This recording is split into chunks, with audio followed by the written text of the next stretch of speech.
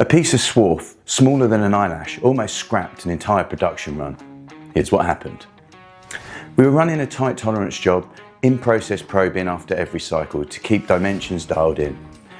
Everything was running clean, then halfway through the batch, the machine started chasing dimensions.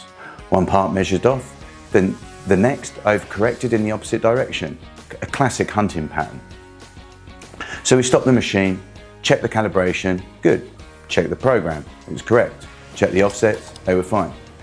Ran a test probe cycle on a known reference and the numbers were still jumping.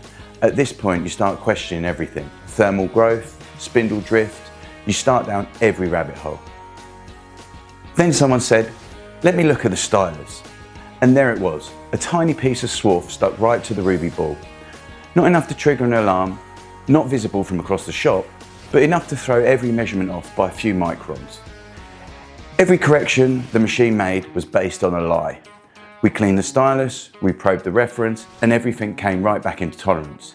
Finished the run without another issue. So here's the takeaway. When your machine starts chasing dimensions and software checks out, go physical. Look at the Stylus, the probe, the reference surface.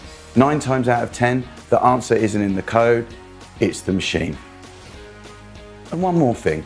If you're running jobs with in-process probing, document your probe setups and tooling assemblies so the next operator knows exactly what Stylus configuration was used, what calibration baseline you had, and what tolerance stack you applied. That's exactly what MachiningCloud helps you do. Alright, has there ever been a probe that's lied to you? What's the weirdest cause you found? Drop it in the comments, I want to hear your stories.